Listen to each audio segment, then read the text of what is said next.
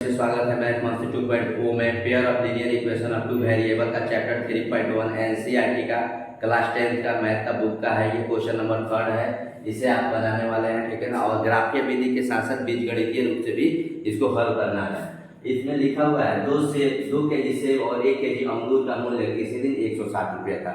पहले इस लाइन को सॉल्व करते हैं। इस प्रकार के प्रश्न को सॉल्व करने के लिए टुकड़ों टुकड़ों में सॉल्व किया जाता है, मतलब कि एक एक वाक्य को, ठीक है। तो सबसे पहले हम लोग इसको मान लेते हैं, माना कि सेब का मूल्य, ठीक है ना, माना कि 1 किलो सेब का मूल्य ये मान लिया बराबर हो गया x रुपये, यानी कि रुपीज ऑफ x, ठीक है।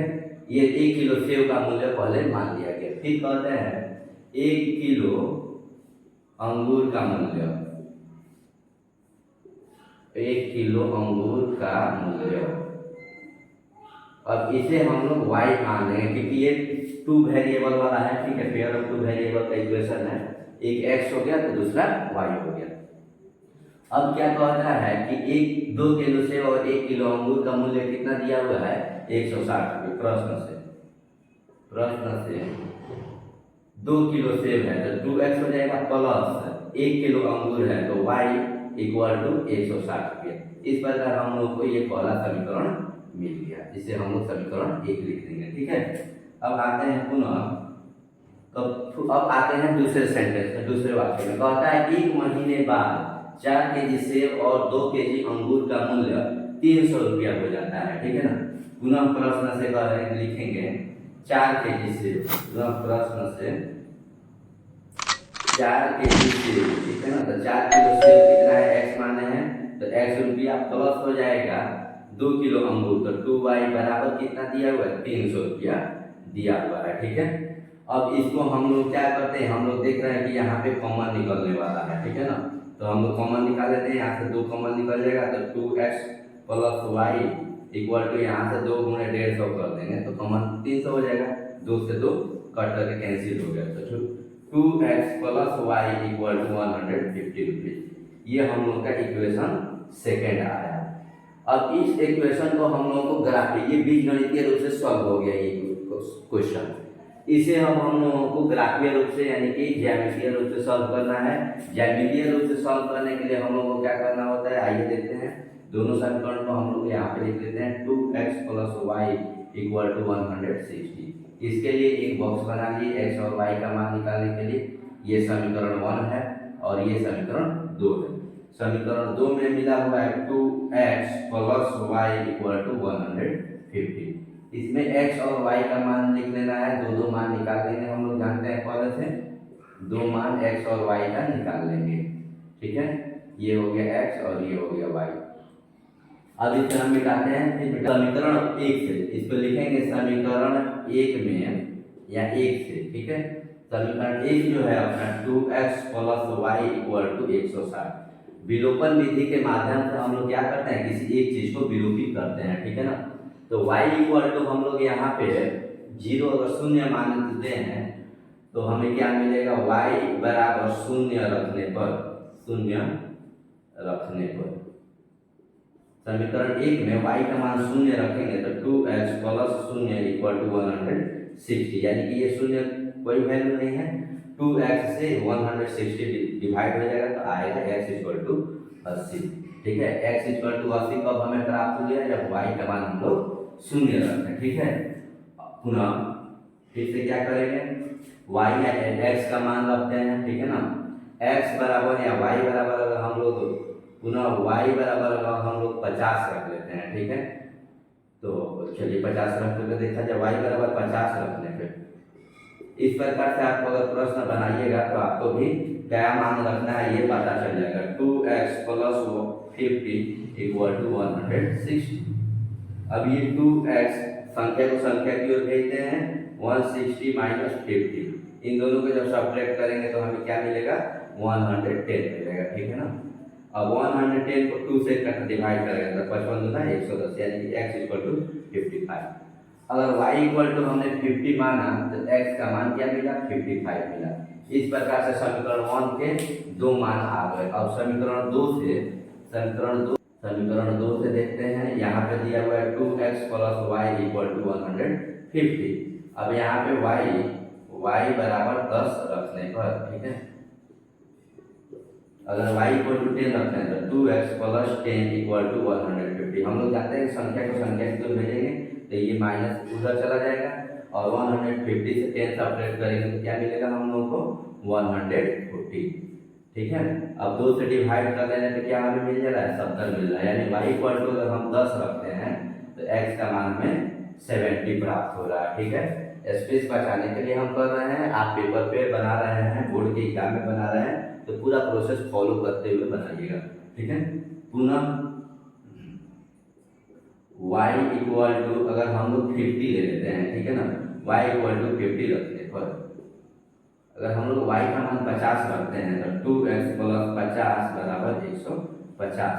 अब इस 50 को उस साइड भेजेंगे तो क्या हो जाएगा, माइनस में चला जाएगा और ये दे देगा क्या रिजल्ट हमें 100 दे देगा, ठीक है।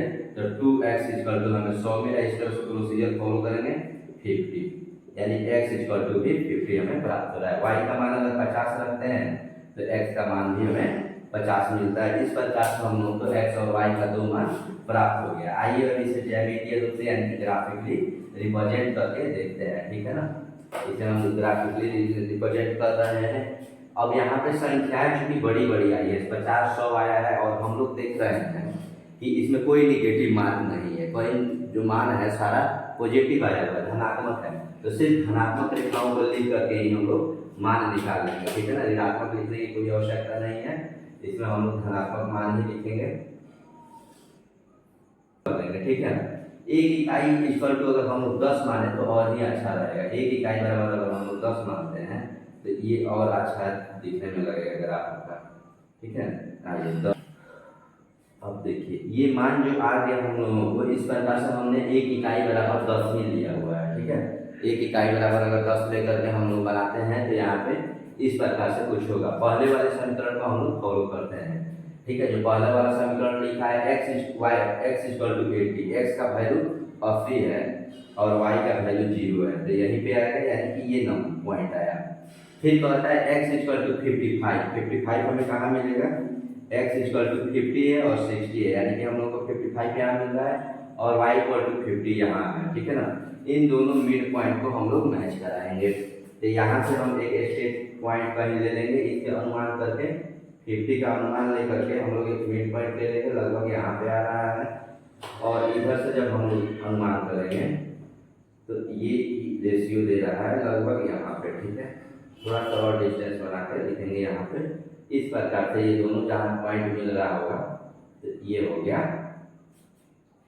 ये तो हुआ y, x और y का मान आया था 0, यहाँ पे हम लोग लिख लेंगे 0 और 80 और 0 लिख लेंगे, ठीक है। 80 और 0 यहाँ पे लिख लिया गया और इसका मान जो आया हुआ है 55 और 50, ठीक है। अब इन दोनों रेखाओं को हम लोग ग्राफ को खींच लेंगे, इन दोनों रेखाओं को हम लोग ग्राफ खींच लेंगे।